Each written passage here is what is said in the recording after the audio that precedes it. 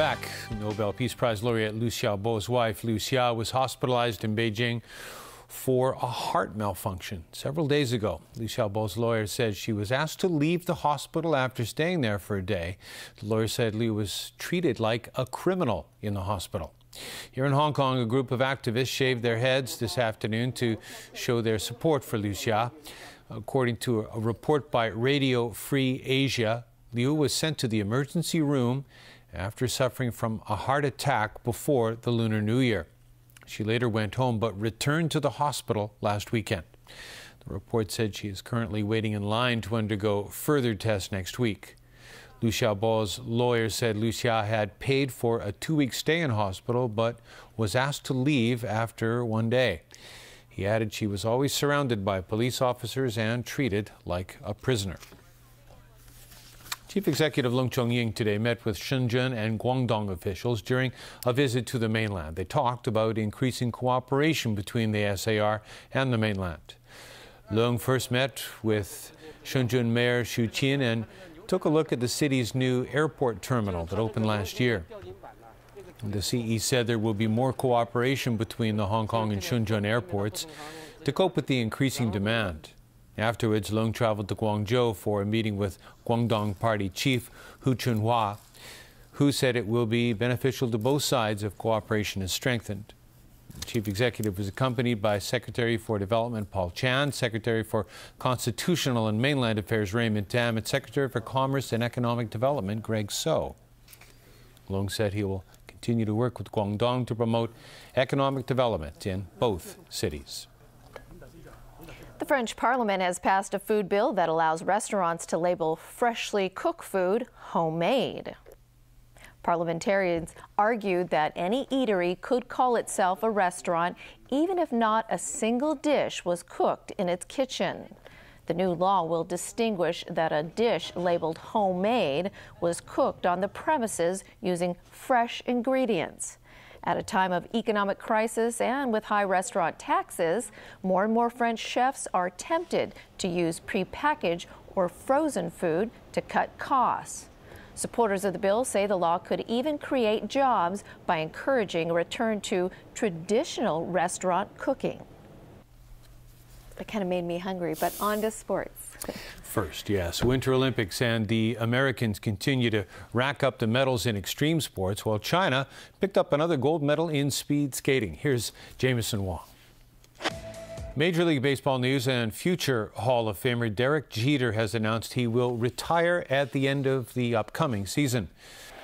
NBA and the Chicago Bulls beat the Brooklyn Nets 92-76. The Bulls featured a balanced scoring attack.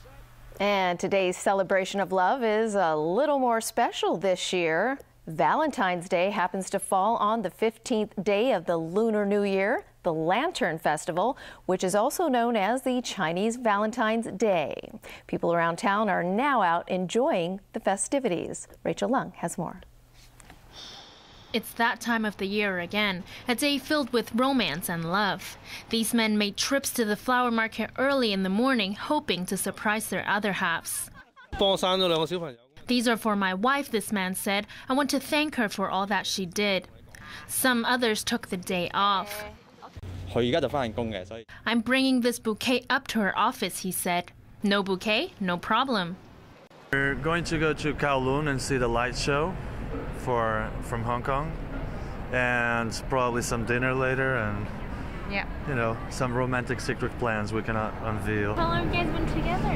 1 year now. Yeah. Exactly. It's our first Valentine and we're deciding to spend it here. Go out for dinner and maybe a movie.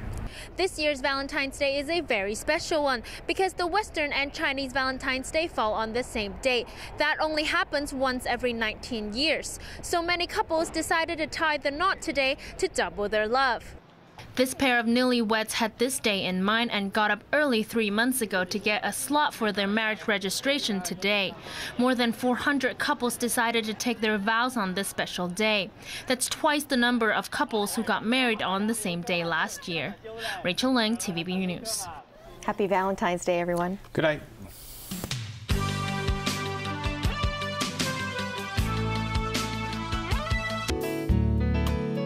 Good evening. The weather was mainly cloudy. Temperatures this morning were around 8 degrees in the urban areas and 1 to 2 degrees lower in the New Territories.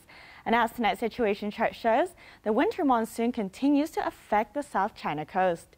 Today's temperatures range from 8.2 to 14.6 degrees, and the relative humidity was between 56 to 75%, moderate to fresh north to northeasterly winds. The current temperature is now 12 degrees Celsius, with the relative humidity standing at 66%. The cold weather warning is now in force. So Freddie, how's the weather tomorrow?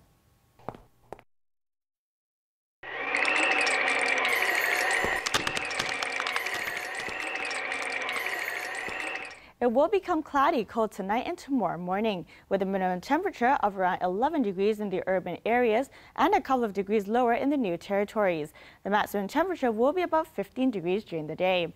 Temperatures will rise significantly in the next couple of days. Tomorrow's air quality health index is forecast at low to moderate. The maximum UV index forecast for tomorrow will be about 3. And here's the latest global weather update.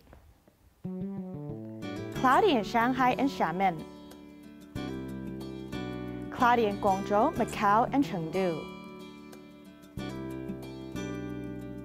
Sunny in Seoul, rain in Tokyo.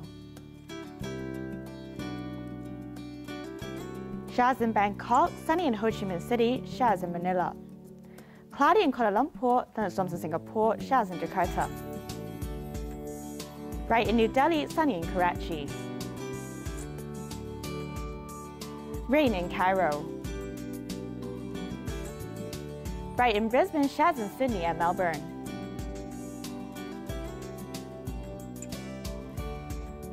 Sunny in New York. Rain in Vancouver, sunny in Los Angeles. Showers in London, Paris and Frankfurt. And that's the weather. Have a lovely evening.